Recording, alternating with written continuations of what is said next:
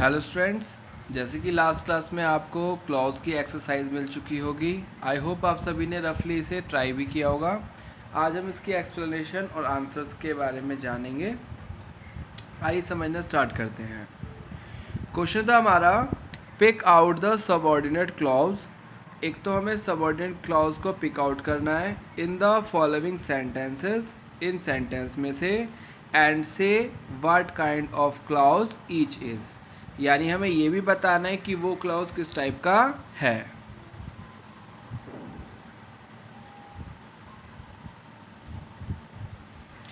Let's start with first sentence. First sentence है, I think that it would rain. यानी मुझे लगता है कि बारिश हो सकती है। यहाँ पे आई जो है ये हमारा सब्जेक्ट है, थिंक वर्ब है। दैट इट वुड रेन, ये मीनिंगफुल तो है बट इसका अकेले कंप्लीट मीनिंग नहीं है। It means that it would rain, ये जो है ये क्लॉज है और ये एक सबऑर्डिनेट क्लॉज है।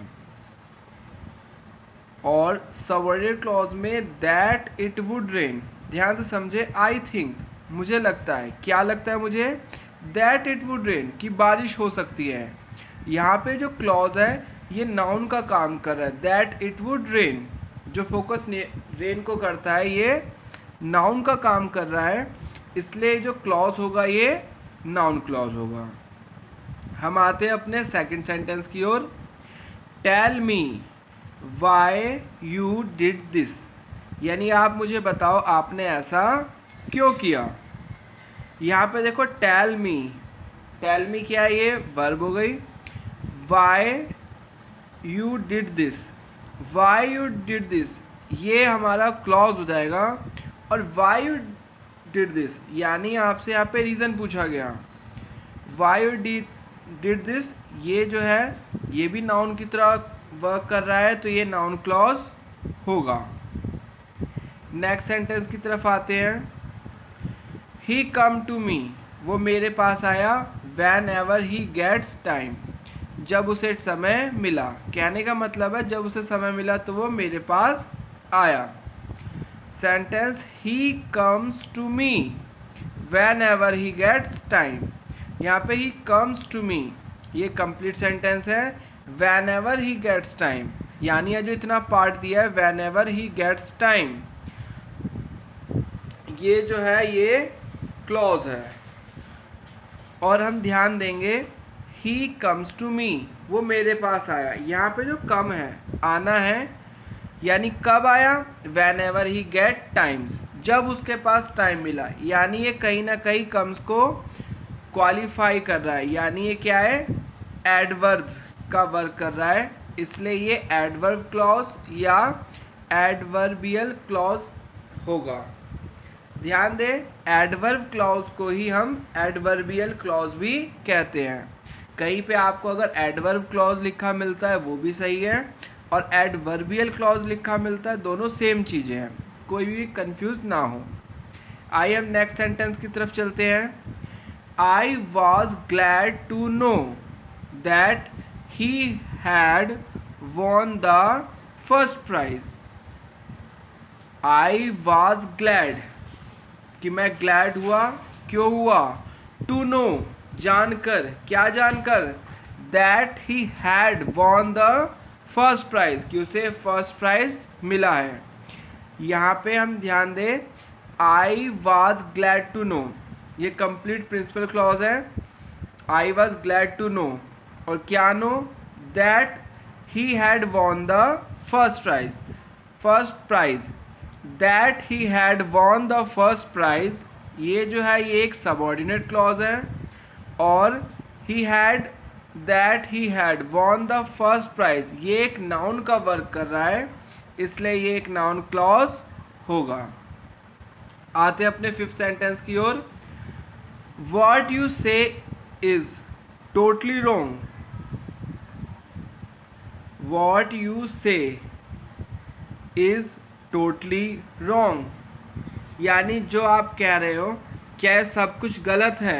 यहाँ पे हम ध्यान दें, यहाँ पे जो हमें दिया है व्हाट यू से, ये जो है ये क्लॉज है, इज टोटली रॉन्ग। इस पूरे सेंटेंस में व्हाट यू से ये क्लॉज है, और ये कैसा क्लॉज है, व्हाट यू से यानी जो भी तुमने कहा था, ये पूरी कही गई बात के लिए वर्ड यूज़ किया गया है, और ये एक सब्जेक्टिव या आप नाउन की तरह वर्क कर रहा है। ऐसा क्लॉज है जो सेंटेंस के स्टार्टिंग में आया सबऑर्डिनेट क्लॉज और नाउन की तरह वर्क कर रहा है। ऐसे अभी सिचुएशन में पॉसिबल है, तो हम इसे भी नाउन क्लॉज ही कहेंगे। यानी व्हाट यू से इज़ टोटली रॉन्ग, यानी जो तुमने कहा था वो सब क्या गलत है। आइए हम देखते हैं अपना 6th sentence. I am not sure what I have to do, यानी मैं श्योर नहीं हूँ what I have to do कि मुझे क्या करना चाहिए। यहाँ पे आई एम नॉट श्योर ये कंप्लीट मीनिंगफुल है, what I have to do ये जो है ये एक क्लॉज है, और what I have to do ये नाउन की तरह वर्क करता है कि मुझे क्या करना चाहिए, इसलिए ये भी नाउन क्लॉज होगा। 7th सेंटेंस पे आते हैं। Do you know who he is, क्या तुम जानते हो कि वो कौन है। यहाँ पे डू यू नो, उसके बाद हु ही इज़, यहाँ पे हु ही इज़ ये नाउन के लिए वर्क कर रहा है, यानी ये नाउन क्लॉज है। यानी इस सेंटेंस में हु ही इज़ ये एक नाउन क्लॉज है। आते हैं लास्ट सेंटेंस की तरफ। He did not attend the meeting because he was not well. He did not attend the meeting, यहाँ तक तो कंप्लीट है सेंटेंस। उसके बाद सबऑर्डिनेट सेंटेंस यहाँ से स्टार्ट है। Because he was not well, क्योंकि उसकी तबीयत ठीक नहीं थी, और ये अटेंड मीटिंग ना कर पाने का एक रीज़न क्वालिफाई कर रहा है। यानी ये जो है ये एडवर्ब है, क्योंकि ये वर्ब को क्वालिफाई करती है, इसलिए ये एडवर्ब क्लॉज या एडवर्बियल क्लॉज होता है। देखिए स्टूडेंट्स, क्लॉज का टॉपिक थोड़ा सा स्टार्टिंग में बच्चों के लिए कंफ्यूजिंग हो सकता है, लेकिन आप इसकी अगर प्रैक्टिस करेंगे, डेफिनेशंस याद करेंगे, सेंटेंस को समझने की कोशिश करेंगे, तो स्टार्टिंग में थोड़ी दिक्कत ज़रूर होगी, पर धीरे धीरे क्लैरिटी बन जाएगी। इसे समझने में स्टार्टिंग में कन्फ्यूज़न ज़रूर होती है, पर कोई बच्चा ये ना सोचे कि हमारे तो समझ में ही नहीं आ रहा है, हमें समझ में नहीं आएगा, तो ऐसा कुछ नहीं है। अगर इसके बाद भी समझ नहीं आएगा फिर भी आपको समझा जाएगा। देखो समझ तो आएगा, ये हो सकता है किसी को एक बार में आ जाए, किसी को 2 बार में आए, किसी को जल्दी आए, किसी को लेट। आप कभी भी हार नहीं मानेंगे, क्योंकि जो हार मान जाएगा उसको कभी नहीं आएगा समझ, पर जो कोशिश करेगा हो सकता है उसे जल्दी आ जाए या लास्ट में आए, पर आएगा ज़रूर समझ। इसी के साथ ये सारे आंसर्स आपको नीचे रिटर्न भी मिल जाएंगे इस एक्सरसाइज के नीचे। यहाँ से भी देख सकते हैं आप, अपने आप मैच कर सकते हैं कि आपने कितने सेंटेंस ठीक किए थे, और उसी के अकॉर्डिंग आप जो हैं आप अपने सेंटेंस को मैच करने के बाद ये देख सकते हैं आपको कितनी चीज़ें समझ में आई है।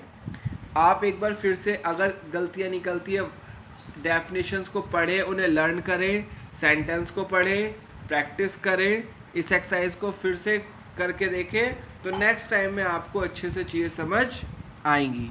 आई होप आपको चीज़ें समझ में आई हो। अगर इसके बाद भी किसी बच्चे का कोई डाउट हो तो वो मुझे बेझिझक व्हाट्सएप कर सकते हैं। Okay, thank you students.